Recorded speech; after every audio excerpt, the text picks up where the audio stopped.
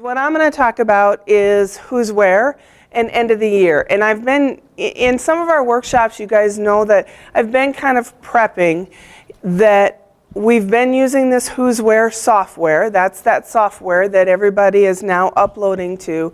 And why we started using it is very different to where we're at right now. In all honesty, the reason we started using that was to really try and get our hands around payments and all the different locations that we have. What's happening now is all because of healthcare reform.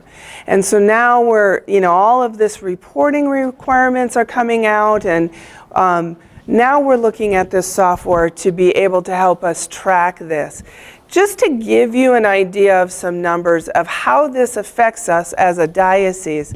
So we don't have quite a full year where we have all of our locations using who's where, but many of you were using it for over a full year. When we look at that and we started having to do analysis at the end of the year, we have, as a diocese, just at 1,700 employees of some sort. And so then we have to start saying, okay, how many of those are benefit eligible? How many of those work the appropriate number of hours? And I'm going to get into some of that, the new healthcare reform laws are saying as of 2015, we have to start looking at. It's causing us, as a diocese, it should start causing you, after the conversation today, to start saying, okay, I have to rethink how we are classifying if people or employees are benefit eligible or not. And that's part of what Who's Where is going to help us do. Now, we all know computer systems are great, but they are only as good as the information that we put into those. So what we're trying to focus on here is some of the immediate things that you need to do for within that Who's Where, and then some things that we need you to go back and look at employees and start doing in there, and that's not critical, and I'll explain those two differences. So the first and probably foremost critical point is we need to update employees in Who's Where if they had any plan change. Okay, so that's on the health or dental. If they went from family to single, if they had coverage and stopped it, if they, didn't have coverage and they're coming on January 1, okay? Now, let me just kind of do one little back step on this. Remember that you do not have to go into Who's Where and enter a new employee. When you do your upload from Connect Now, it's going to bring that new employee in. And so that first time that you do that upload into Who's Where, with maybe that new employee sitting there, it's going to pull it in and it's going to take you through an employee wizard.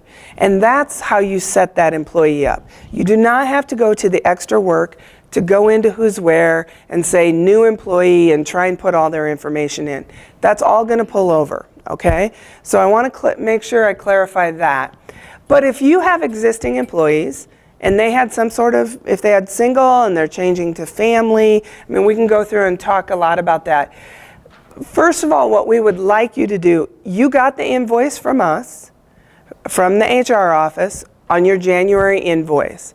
So you know what we're showing as what your employees have starting January 1. So we would like you to take that invoice that you got from us, log into Who's Where, and start going through. Go to employees, view and edit employees, and go to their plan information. So on your paper, I do have the screenshots so that you can see. It's quite a few pages, but it's nice to have that screenshot so you can kind of see where you're going to be heading. So once you go to that plan information, then it pops you up to this page. So like in this case, this is me. I chose myself to be the guinea pig.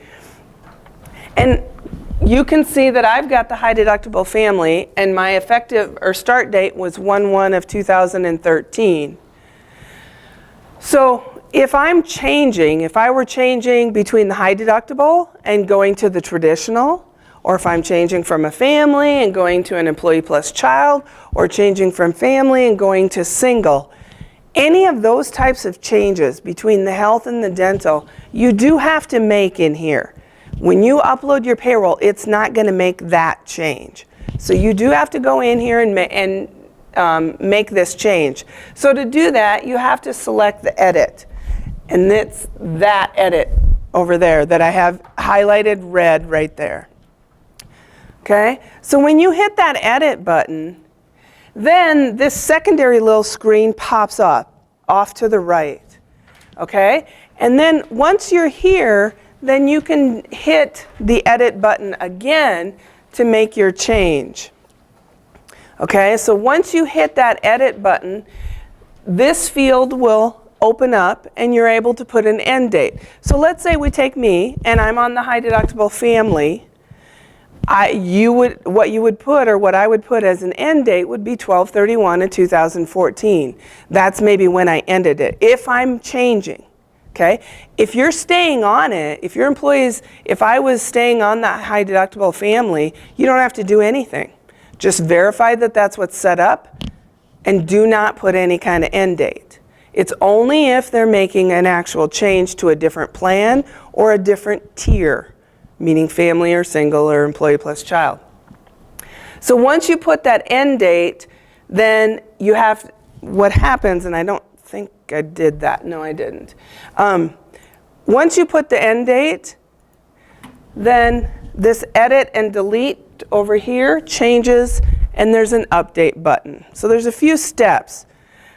So you enter the end date, you select update, and then you have to hit the save. Okay? Once you do that, it takes you back to that screen, and I'm going to show that to you. It takes you back to this, and there would be an end date right here.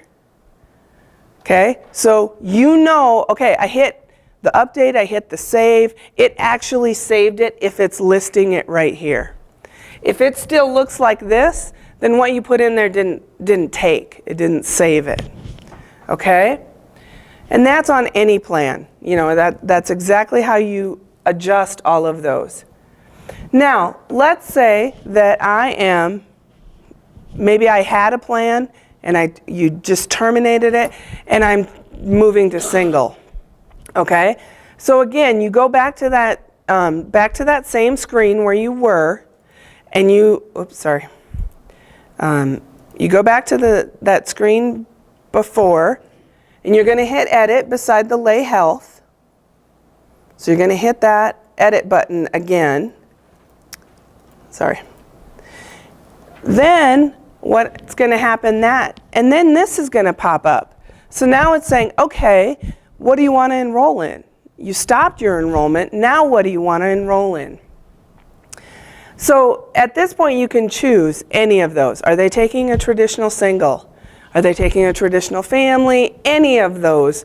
You can choose whichever plan it is that they chose. So you're going to choose that.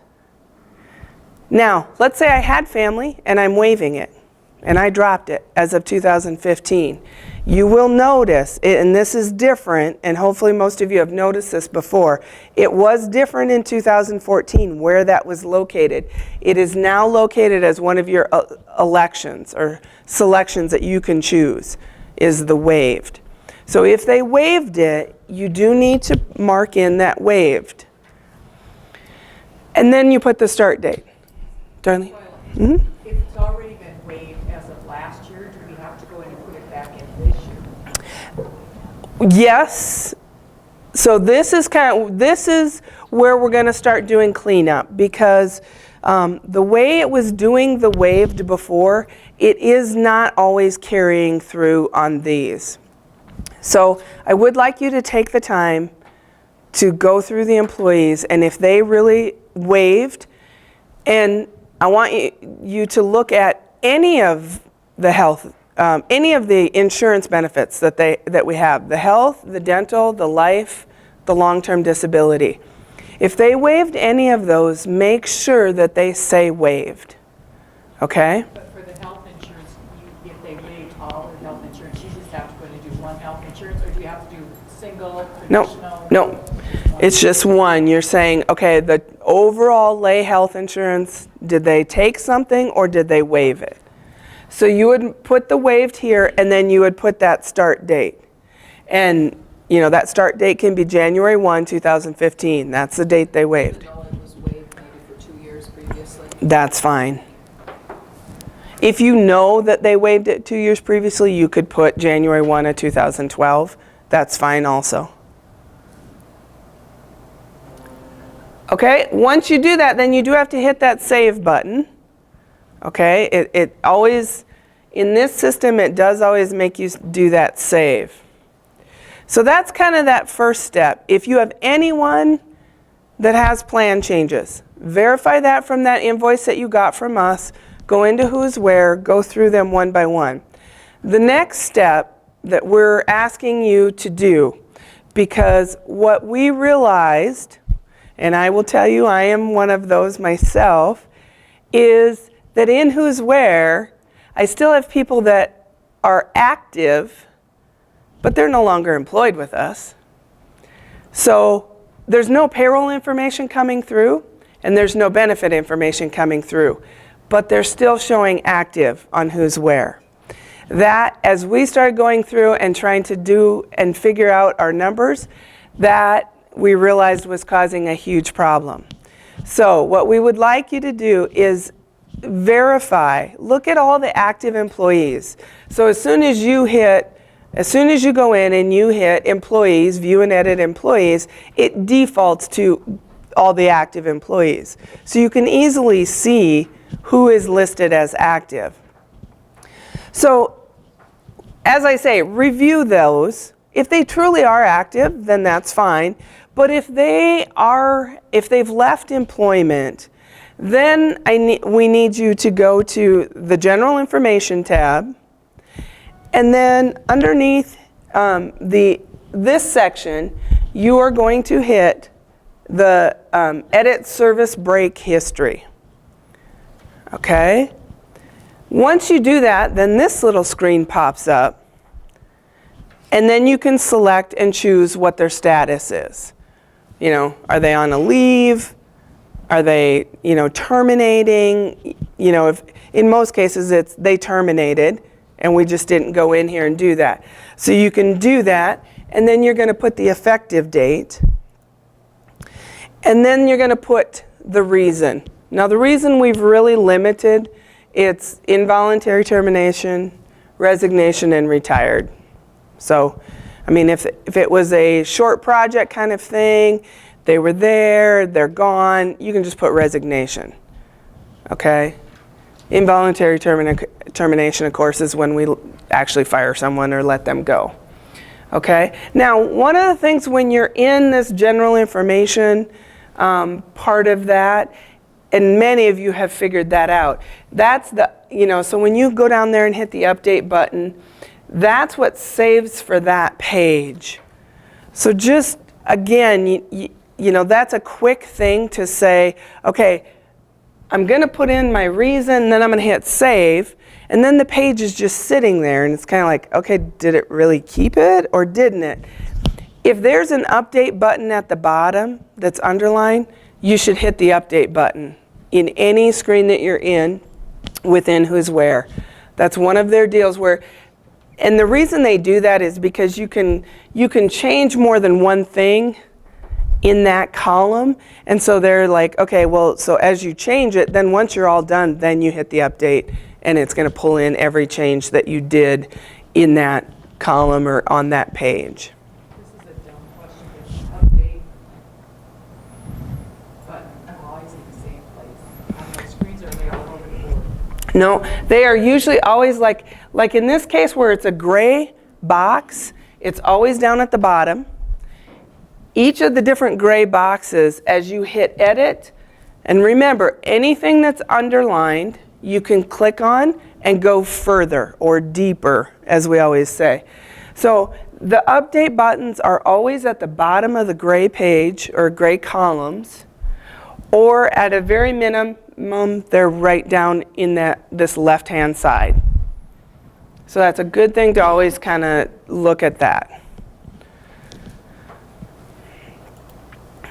Okay, so those are some of the real basic things that we would like you to do right away. Now, one of the things, as Renee and I have looked at a lot of this, is, okay, why are we having to do all this? And some of you maybe have noticed there have been some updates to who's where. And part of that, or all of that, is associated with the ACA reporting, so the Affordable Care Act reporting. This is where I'm starting to say we all have to start reevaluating who we're considering benefit eligible. Part of their deal is, and I tried to make this statement, we have rewritten it so many times because I'm trying to make it as clear as I can. Any employee that works 130 hours or more hours in any given month during our measurement period must be offered benefits during the next administrative period, and they're eligible to have coverage for the duration of the stability period. Okay, I know it, you guys. We've been reading through this, trying to figure this stuff out for months. Sometimes you go, okay, that almost makes no sense whatsoever. Well, one thing to realize is every employer can determine what their measurement period, their administrative and stability period is, okay? So every employer can decide how they're going to do this. They can decide if they have to do it, because there's certain employee levels, and they can decide how long they're going to be. Once you start deciding some of that, though, it hard codes then what's your stability period, what's your, those different types of things. As we have looked across the board at the diocese and all of our different locations, we have determined that the most advantageous way for us across the board is going to be to have a measurement period of a year. So it's going to be a measurement period of 12 months. So this will it's obviously this year's measurement period has already started. So it's started back over. We're doing November 1 to October 31. Okay? And then the way we have this set up is our administrative period, which is that point where we're supposed to be able to do analysis, figure out if we have anybody that fell into this category that hadn't been offered benefits, and during that administrative period, offer benefits. Well, obviously, for those of you, that have been around a while, you realize that's our open enrollment period. It's what's been our open enrollment period for years. That's on purpose. So we've designed that on purpose so that that's the way it's going to be. The biggest issue probably comes with the stability period.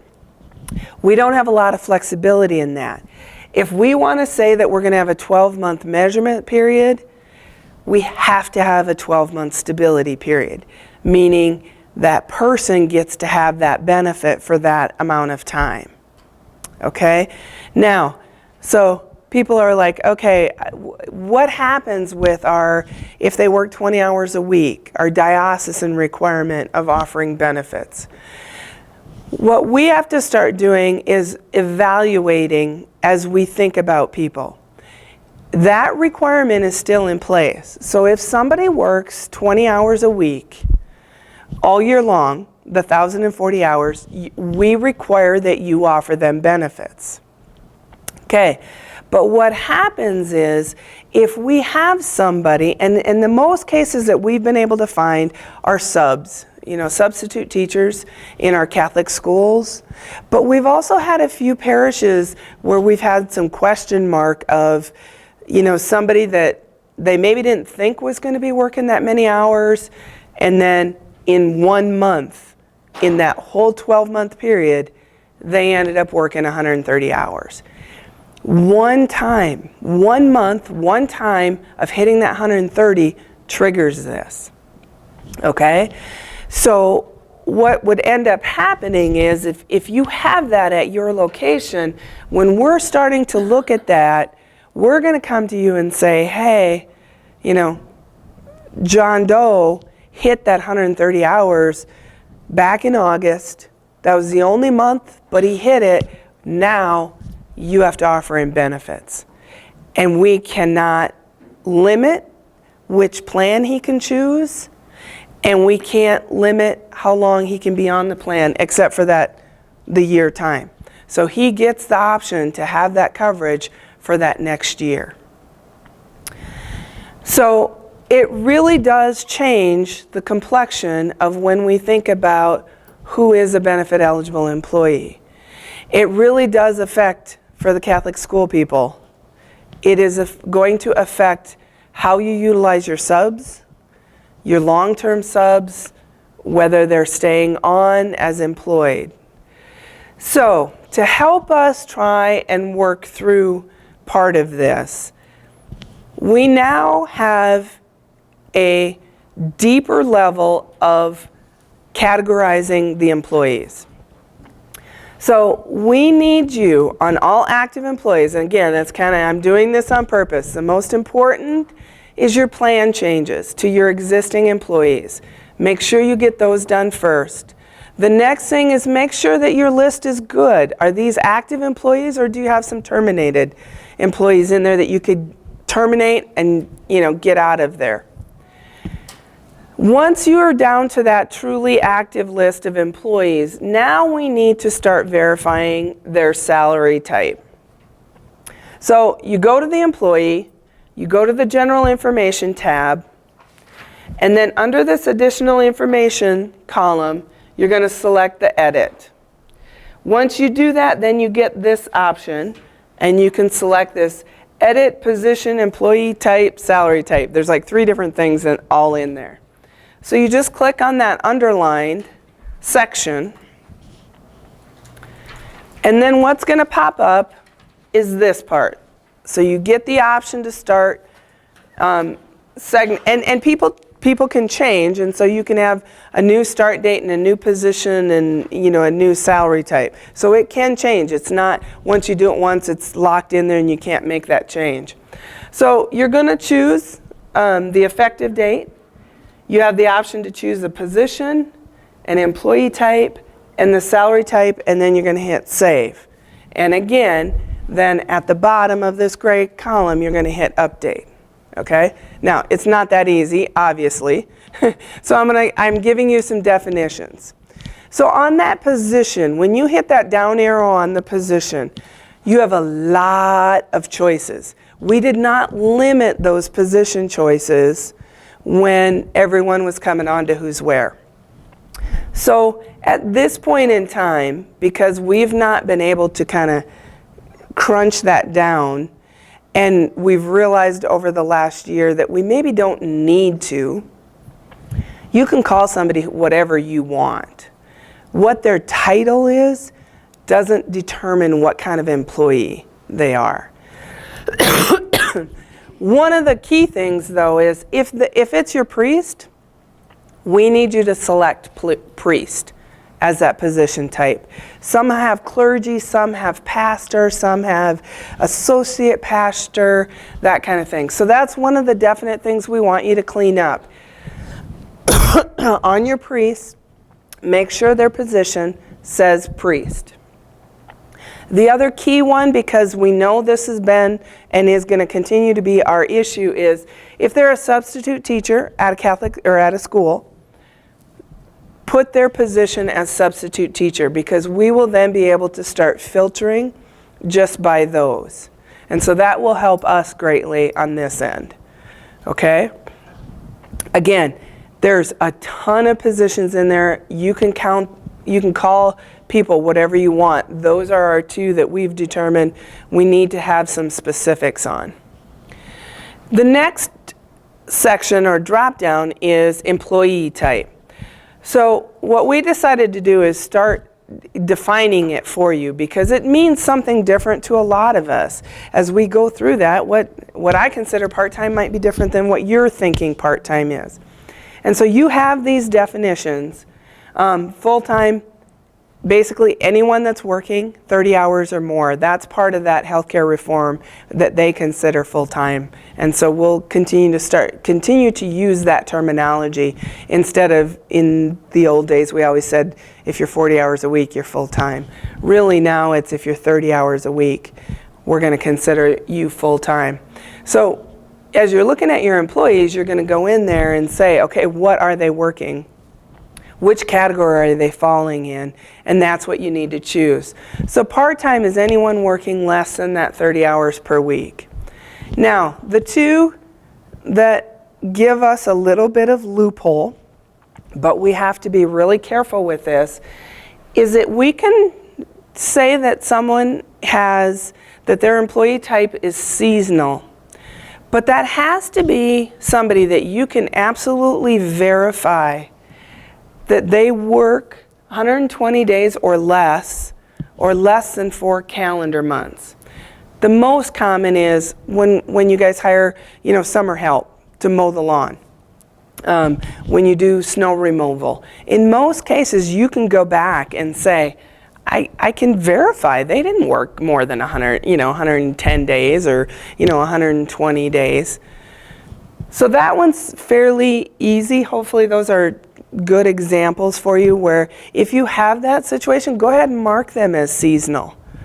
But just be sure that when we say, if we have to come back and say, okay, wait a minute now, can we really verify that they're working less than that 120 days, that you're able to. Darlene?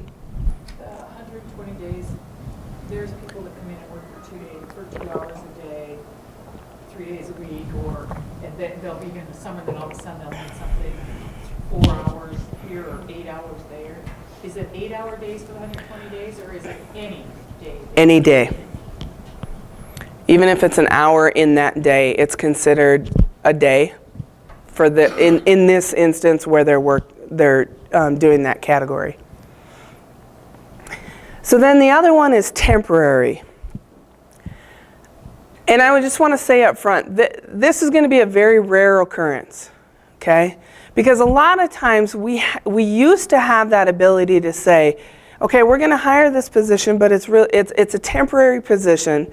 And when we said that, then we had the ability to say, because it's temporary and we don't intend for it to continue, then we don't have to offer benefits. And that was perfectly fine. That really has gone away. We can't say that someone is temporary unless they truly are. And so really this is going to be anybody that you maybe hire to do a short-term project. I gave the example of like a data entry project. If you're trying to get sacraments caught up and you're going to hire somebody and they're going to work on that for 2 weeks, that type of thing. But again, if that person would hit that 130 hours in any month, they're considered benefit eligible. So even on those types of people, you have to watch that hour requirement to make sure, or to be able to manage your people so that you're not hitting that. Because that really is going to end up causing an issue for the parish in the long run. The last two types that they have on there is casual or contract. We would prefer you just don't use those. That means so many different things to so many different people. And a lot of people have said, well, what about the teachers? They're contract. No, teachers are full-time. They're working more than 30 hours. Count them as full-time and put that as their employee type.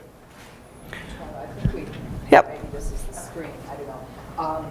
In a case of a religious ed director, I think we've talked about this, but she's just paid a flat rate. Yes. Twice a year, and we don't keep track of hours. So she would be part-time on the first week. Yes. So, We don't keep track of hours. right. So you're right, this is where we're getting to this, because what the category is now is we have to start defining the salary type. And that is to say, obviously, you guys know what hourly means. Anybody that's paid an hourly rate. In Connect Now, you're putting them in as hourly. You have an hourly rate. You enter in how many hours they are. Those are those are going to be very easy for us to track. Now, if you say somebody is salaried, you're going to have to choose. Are they salaried non-exempt or salary exempt? Okay? Let's do salaried exempt. That's the easiest one to do. That is anyone that's paid that set amount or a salary and is consistently working the 30 hours or more per week. Okay? You're going to count them as salaried exempt. Now, what I did when Who's Where made this change, instead of causing a hailstorm on every one of you and some of our very larger, big locations, what we said is anybody that's currently listed as salary, to go ahead and list them as salaried exempt. So when you go in and start looking at your employees, they're going to be listed as salaried exempt. But that's why I'm putting such an emphasis on we need you to go through every individual person. Because when we started looking and trying to do our initial evaluation on numbers, out of the 1,700, we had over 700 that we were manually looking at, trying to make a determination, did they fall into this category of potentially being able to be offered benefits. And part of that is because a lot of times on substitute teachers, they're paid a flat amount. The part-time DREs are paid this flat amount. So that's why I'm making such an emphasis. We need to have you go in and do this. You're going to go in and go, oh, well, it's already done. No, everybody just defaulted to this. Okay? So the salaried non-exempt is going to be anyone that's paid that set amount, what we all call salary, that set amount, but they're not consistently working that 30 hours or more per week. As you've all, it's the part-time people, part-time secretaries, bookkeepers, DREs, musicians, substitutes, the coaches, those types of people. Now, first and foremost, we need you to list those as salaried non-exempt if that's really the way that you're paying those. Okay? Now, Denise, because Denise has been out, we've not been able to connect on this question. Were you getting ready to talk about that? No, I think you and I need to visit first Okay. and figure out how we want to do it, and then we will let everybody. What we're trying to figure out is there a way within the software, when you're doing the Connect Now payroll side of it, where you say they're salaried and they're getting this set dollar amount, is there a way for you to put in hours? To say, and honestly, it's going to have to be even that estimation, even like on a DRE, to say, okay, for this pay period, she was ramping up the DRE program. And so she probably put in 5 hours or 10 hours this week. But then the next time you do payroll, is it a quick, now it's 2 hours, and you can go in and put that. If the payroll system, if Connect Now will allow us to do that and it can come over, then it'll just come over and it'll populate. So then when we start pulling those numbers, we'll be able to see those. We don't know that it can do that yet, so we're working on that. And without a time card or whatever, you don't have any verification for that. Right. Right. So it becomes that situation where you have to say, you have to use your best judgment. I would have something, that says, are you working roughly this type of situation? And again, if you're very, very part-time and you're not getting anywhere close to that 130, it doesn't become as much of an issue. In most cases, it's going to end up being our substitute teachers, our coaches, that the schools are really going to have to start ratcheting on, wait a minute, how many hours are they actually working? So that we can try and start verifying this. We can't just say it's a half day and we're paying for that. Does your priest fit into the salaried exempt? I mean, Yes. when you put him down as priest, that's going to come back through and we're going to... Yep. Your priest will always be considered the salaried exempt. We have teachers, substitute teachers, Mm-hmm. that also work in the lunchroom and do custodial work. And back a bit where you said mark all the substitute teachers as substitute teachers.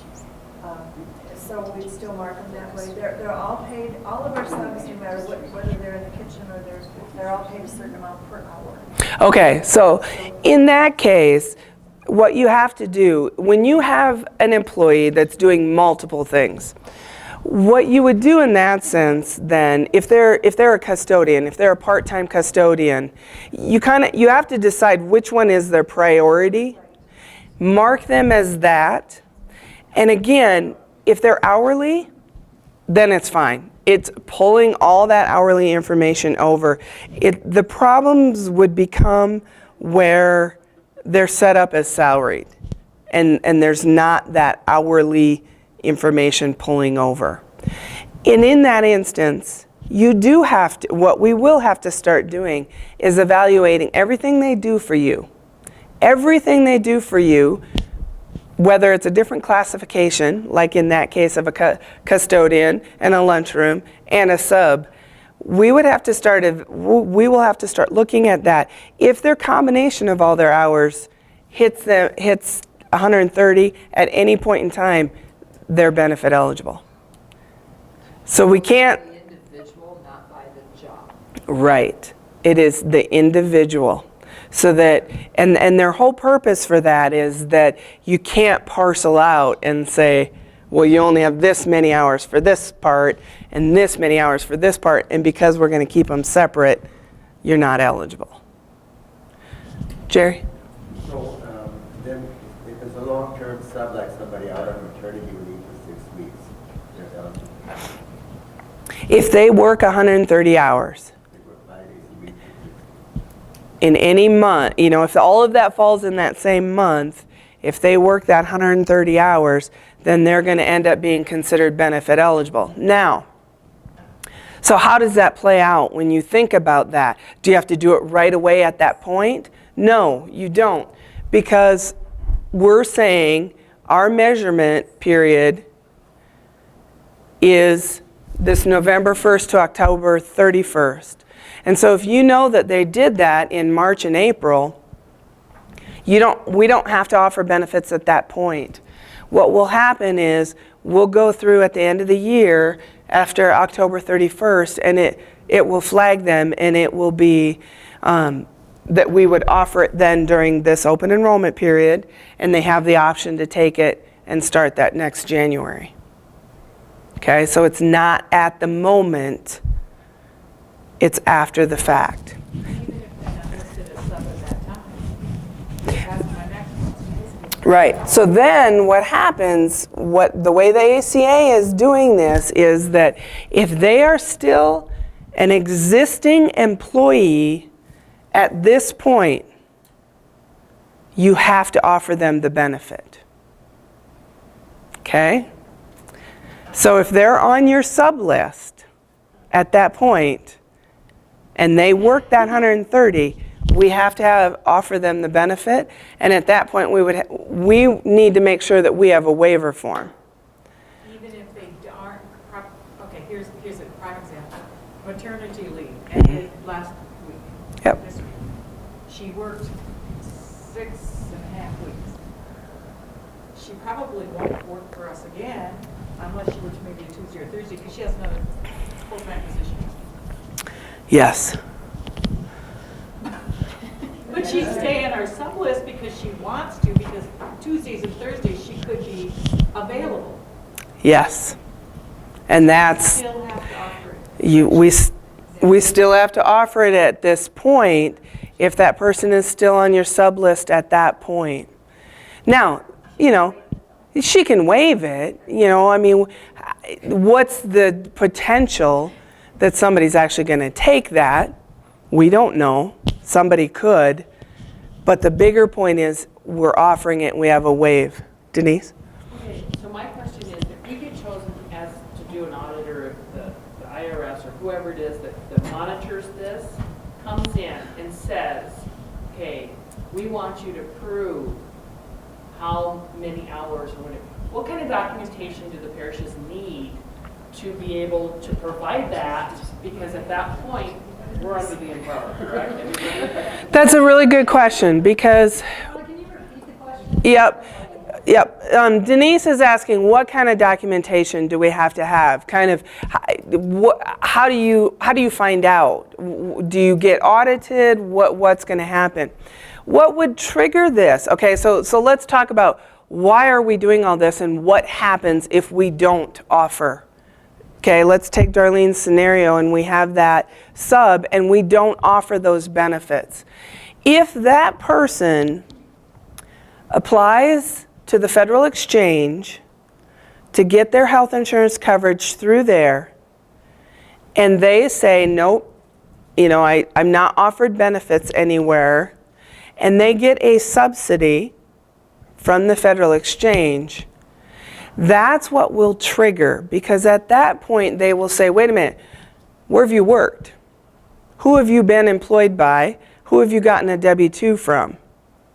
At any of those if that person gets 2 W-2s from, if they're doing different work, in different places, then they're going to say, wait a minute, did we not work anywhere? 130 hours in any month the whole year? And if it would be, oh yes, they did, they worked, at the Catholic school and they were not offered benefits, we as our insurance plan immediately get slammed with a penalty, which is upwards of, even on, there's different levels. If we offered it to a certain number of people, if we got within a certain percentage, then we don't get hit with the really, really bad penalty, and then it's just a $3,000 penalty per person that would go to the subsidy, or that would go to the exchange. Okay? So Denise's question of what do we use for documentation is a great one. Here's the problem. We have no idea. They won't give us any recommendation. Teachers, substitutes though, if you're hiring them for a full day, we make that determination. What are we going to call a full day? 8 hours. That type of thing. So I think in all reality, substitute teachers are probably the easiest ones to keep track of, because whether you had them for a half a day or a full day, that's what you're paying them based upon. Okay? One thing I would suggest is maybe to look at, for those of you that are at Catholic schools, to look at maybe changing and paying your substitutes by the hour. And I know a lot of you just do, it's a flat rate. If they do a full day, it's a flat rate if they do a half a day. But one way to get around this would be to pay them by the hour. Do the same dollar amount, just convert it to an hourly rate. And What happens if it's not minimum wage?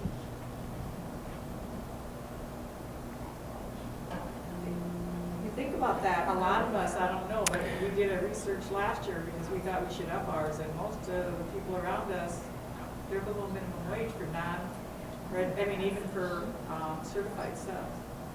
that's a good question. I had not thought about from that minimum wage.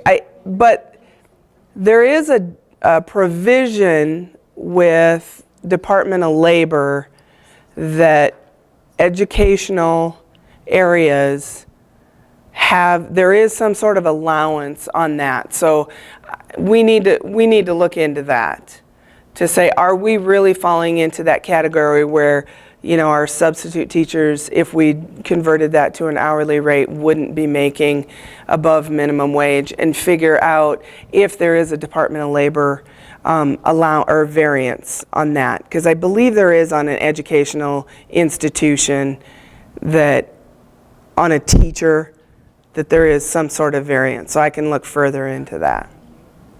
Okay? So, I'm full of a lot of good news. Go ahead. She was talking about the RE director getting paid twice a year. That's how we pay our organists in June and December. And they get paid a stipend per mass that they do. They're under the 130 hours in any month.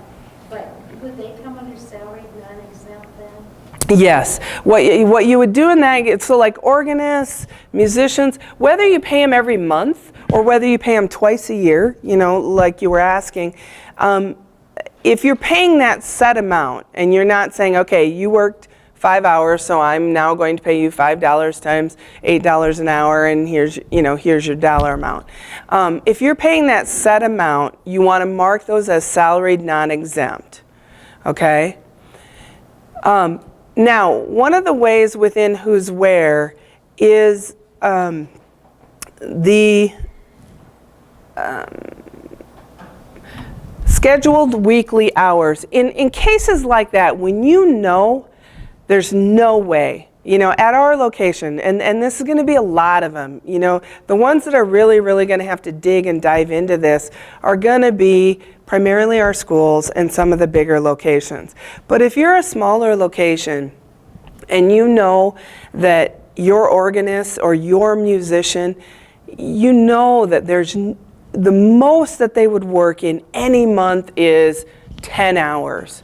And if you really honestly have that belief, you can actually come in here. Again, you just go underneath employee and general information, and this scheduled weekly hours section, you can put that in there. Okay, now it's not taking payroll information, that's just hard-coded to what you put in there.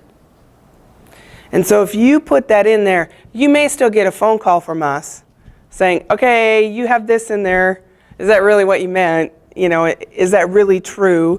Is that really honest type of situation? In smaller locations, even some of the more mid-sized locations, what I would probably recommend, those people that you're doing, okay, again, this is not every employee because your hourlies are coming across. This is just those that are salaried in that gray area.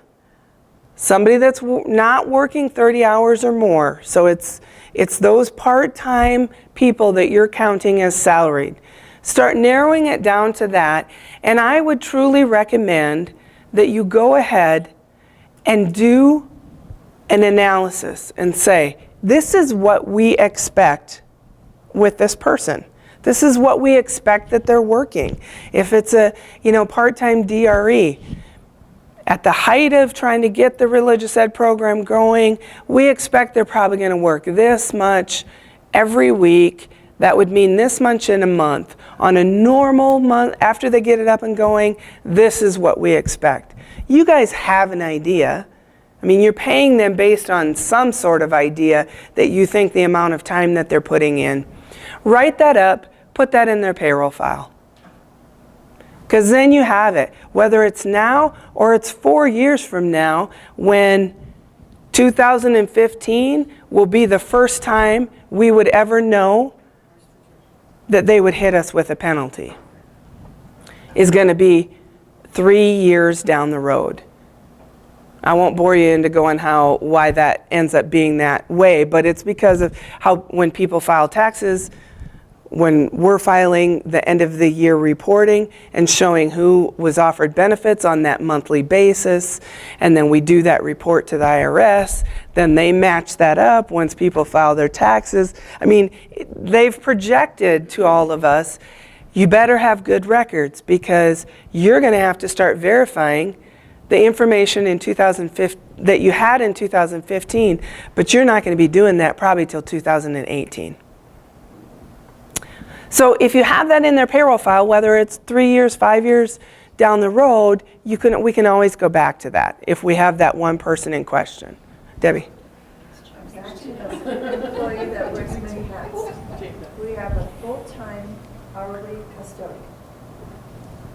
She also is an organist. She also is the drama coach. So what happens if the payroll information comes from Connect Now? Most of it's hourly, but when she's going twice a year, she gets paid as drama coach, and every 3 months. So those are salaried amounts that come over. Right, but okay. So but in your scenario, she's a full-time hourly custodian. Correct. Okay, she's benefit eligible. Right. You don't have to worry about any of You don't this. have to worry about changing any classification. Well, you need to go in and count her as hourly. Yeah. Okay. She's going to be counted at the salary type as hourly, and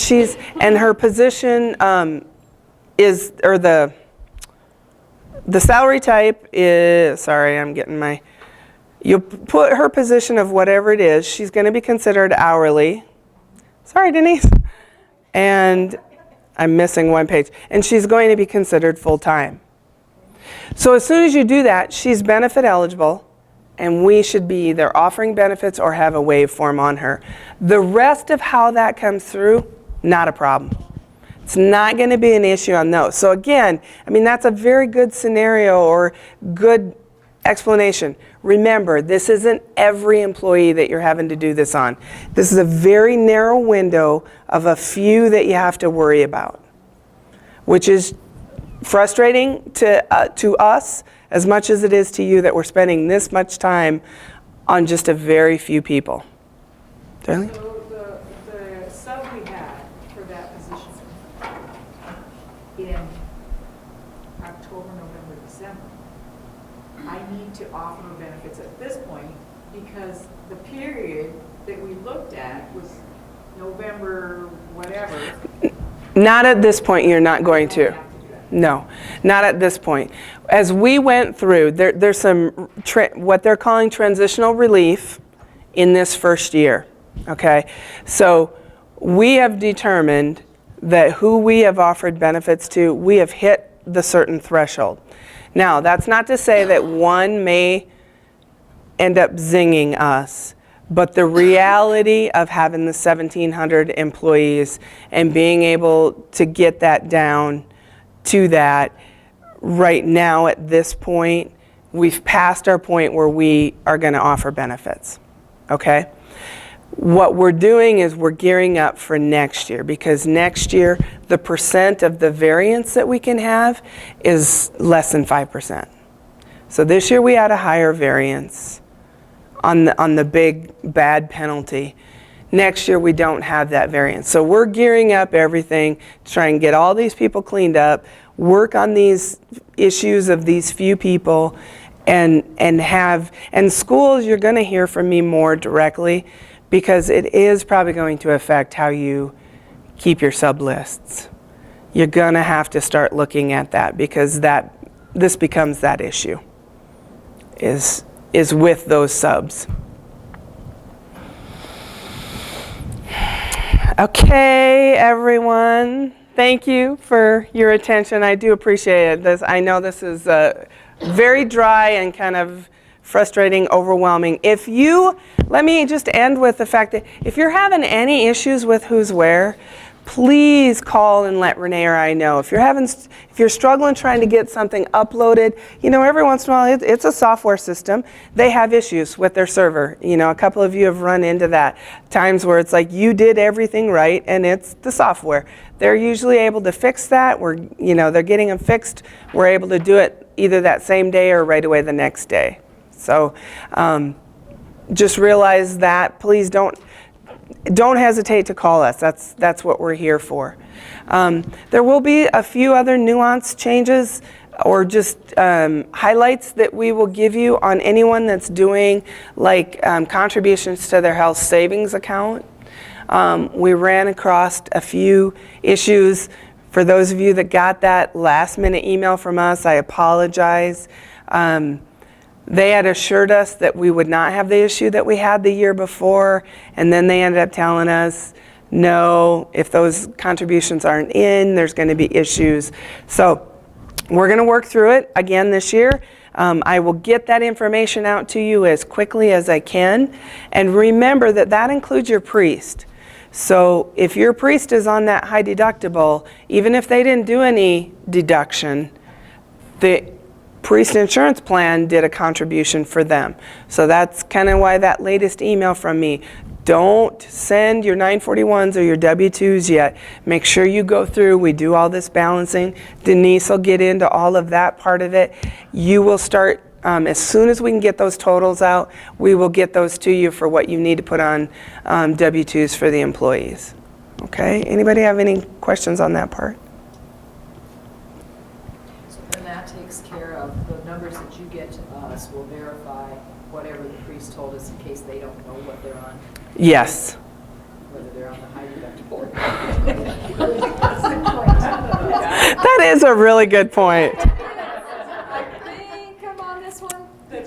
That is a very good point, you know, and we need to be a little clearer with that, because I guess, in all honesty, we kind of assume the priest would know which one he's on. But you're right, we've had that same question. So we will do that and be able to verify that. If you get to, you know, if you're getting to that January, I should have looked at a calendar, but like January 20th, and you still have not heard anything from us, again, don't hesitate to shoot me a quick email and say, hey, I've not gotten anything from you.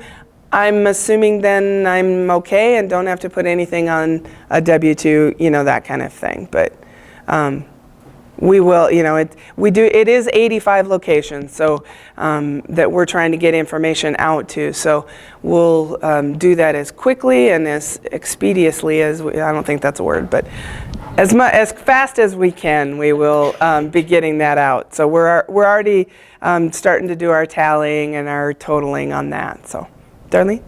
Thank you first for videotaping it, because if I get home and I'm going, what exactly did she say? I wrote it, but it's not clicking. Yep. Thank you for that. Second one is what I'm assuming, from what I'm understanding, in the future, if somebody hits 130 hours in that time frame, you're going to be kicking out a message to us? Yes, that is the beauty of the Who's Where. They actually have a module that's going to be coming out. We've already seen a quick demo of it. They're working. There was a few issues that we saw, and we're able to tell them. So they are working. And it'll be at the diocesan level that there's a module part of it where on a monthly basis there will be some triggers that we'll be able to set up and be able to say, hey, or at least that's what we believe. You know, I don't have the final product yet, but that they're going to be helping track those hour limits. And then also, just as we move forward and we start getting closer to, again, remember, next year when we're looking at doing W-2s, we're going to be doing W-2s, and we're going to be doing this 1094 form. So it's this 1094 form is a lot like a W-2. And so it is the information we're giving to the employee that says, you were offered benefits, and you took them this month, this month, this month, and this month, and then you didn't. This month, you know, so it's on a monthly basis. It's a January through December time frame. And so we have to be able to say every single month, were they offered and did they take it? Okay, and so it's a lot like a W-2 that'll go to each individual employee. And then on the big side, it's like W-2s where you do the whole compilation of those together, you know, with your W-3, and that goes to the IRS. So the same thing will happen with these insurance forms, okay? But that's not until at the end of next year. But it's, again, it's why all of this going through, let's make sure our active employees are really active. Let's make sure when somebody terminates or they stop a benefit that we actually stop it, because that's where that's gonna pull from. If somebody had insurance benefits for the first 3 months and then they, you know, dropped our coverage, you need to go in and, you know, stop that coverage, update that plan, and say it was stopped as of, you know, March 31st, 2015, because that will carry through at the end of the year when we do that form. It'll show they were offered and they had it for these many months, and then it was offered and they waived for these many months. Okay, so all that's playing into this. Question on active and inactive. Mm-hmm. We have some subs, there may be some 1 day a year. And so can I deactivate them and reactivate them? Or just we might have them once a year and reactivate? If you keep them on your sub list as their options to call at any point in time, I'd leave them as active. Again, that's going to help from that standpoint of saying, okay, they're a substitute, they're part-time, and they're, you know, whatever they are, hourly or they're salaried, non-exempt, and being able to kind of cross that through. Okay? Thank you very much.